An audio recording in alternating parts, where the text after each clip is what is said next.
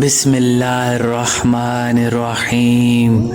السلام علیکم پیارے دوستو، آج ہم حضرت موسیٰ علیہ السلام کا ذکر کریں گے۔ آپ علیہ السلام اللہ کے بہت ہی لاڈلے اور چہیتے پیغمبر تھے۔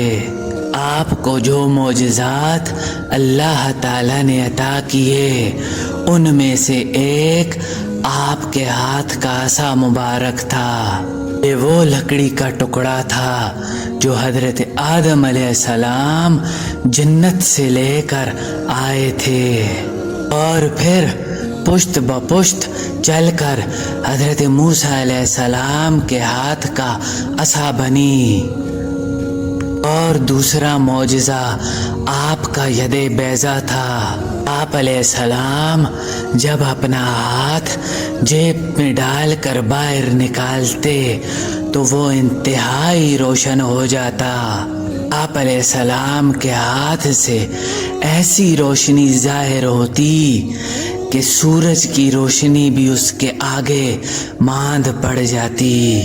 اللہ نے یہ معجزات آپ کو دے کر فرعون کی طرف بھیجا، لیکن لاکھ کوششوں اور سمجھانے کے بعد بھی فرعون اور اس کی قوم حضرت موسیٰ علیہ السلام پر ایمان نہ لائے۔ آخرکار اللہ کی طرف سے وحی نازل ہوئی، اے موسیٰ، رات کو بنی اسرائیل کو لے کر مصر سے نکل جاؤ تاکہ اہل مصر کو تمہارے جانے کی خبر نہ ہو، اور دریا پر پہنچ جاؤ، میں تمہیں دریا کے پار لگا دوں گا، اور فرعون اور اس کی قوم کو دریا میں غرق کر دوں گا۔ تب ہی تم اور تمہاری قوم اس کے شر سے نجات پائے گی۔ دوسرے دن بنی اسرائیل نے فرعون کے پاس جا کر سونے چاندی اور کپڑے وغیرہ جو ان کو چاہیے تھا وہ فرعون سے مانگا۔ فرعون نے خوش ہو کر ان سے کہا، جو کچھ تم کو چاہیے وہ بخوشی ہمارے خزانے سے بے تکلف لے لو۔ یہ سن کر قوم بنی اسرائیل نے شاہی خزانے سے سونے چاندی کے زیورات اور جو کچھ ان کو مطلوب و مقصود تھا لے لیا، اور اسی طرح وزیر حامان اور دیگر قبطیوں کے گھر جا کر بھی جو کچھ ضرورت کا سامان تھا لے آئے، اور قبطیوں نے بھی ان کو سامان دینے میں کوئی تردد نہ کیا، کیونکہ ہر سال عید کے دن بنی اسرائیل ان سب سے زیورات مانگ کر نماز پڑھنے کے لیے میدان کی طرف نکل جاتے تھے۔ اللہ کی مرضی سے ایسا ہوا کہ اسی دن شہر میں وبا پڑی۔ ہر ایک قبطی کے گھر میں ایک بڑا بیٹا مر گیا، اور وہ لوگ اپنے اپنے غم میں رونے لگے۔ جب رات ہوئی، حضرت موسیٰ علیہ السلام نے بنی اسرائیل کو اپنے بھائی ہارون علیہ السلام کے ساتھ روانہ کر دیا، اور پھر آخر میں آپ بھی روانہ ہو گئے، اور دریائے نیل کے کنارے ایک بڑے میدان میں جا پہنچے۔ جب صبح فرعون کو خبر پہنچی، حضرت موسیٰ اور قوم بنی اسرائیل تمام مال و متاع اور سونا چاندی لے کر گزشتہ شب مصر سے نکل کر کہیں بھاگ گئے ہیں، تو فرعون تمام فوج و لشکر لے کر حامان کے ہمراہ حضرت موسیٰ علیہ السلام کے پیچھے نکل کھڑا ہوا، اور ڈھونڈتے ڈھونڈتے دریائے نیل کے کنارے جا پہنچا۔ جب بنی اسرائیل نے فرعون کی حشمت و دبدبہ دیکھا وہ خوف سے کہنے لگے شاید اب ہم کو فرعون اور اس کی قوم پکڑ لے گی، اور اتنے بڑے لشکر سے ہم کیسے مقابلہ کریں گے۔ یہ سن کر حضرت موسیٰ علیہ السلام ان لوگوں سے کہنے لگے کہ میرا رب میرے ساتھ ہے، انشاءاللہ وہی مجھ کو اور میری قوم کو بچائے گا۔ اسی وقت حضرت جبرائیل علیہ السلام نازل ہوئے اور کہنے لگے اے موسیٰ اپنا عصا دریائے نیل پر مارو۔ جب حضرت موسیٰ علیہ السلام نے دریا میں اپنا عصا مارا، دریا کے بیچ 12 راستے بن گئے۔ بنی اسرائیل 12 قبیلوں پر مشتمل تھے، ہر ایک اپنے اپنے راستے سے دریا کی دوسری طرف نکل گیا۔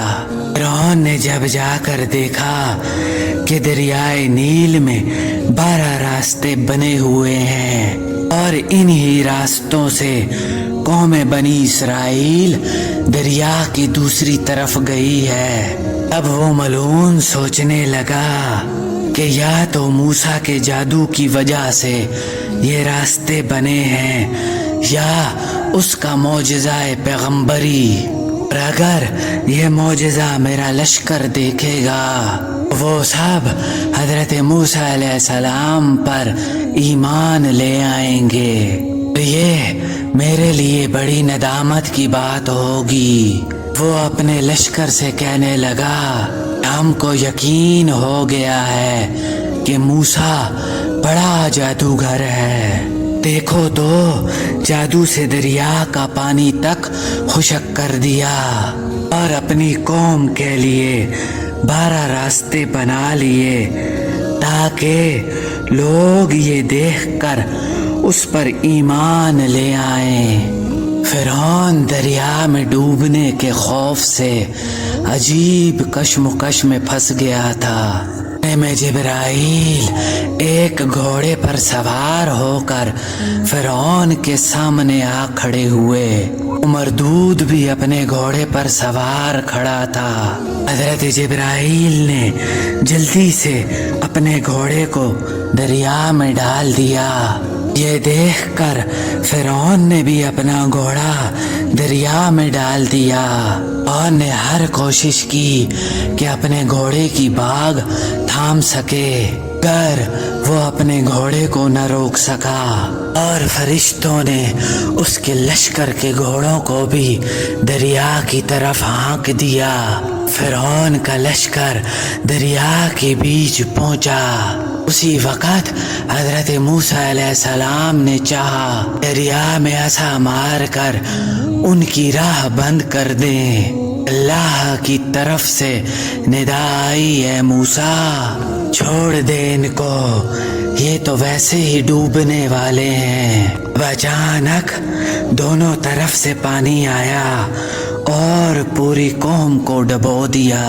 ایک روایت میں ہے کہ فرعون ڈوبتے وقت کہتا تھا کہ میں ایمان لایا بنی اسرائیل کے اللہ پر اور اس کے رسول موسیٰ پر۔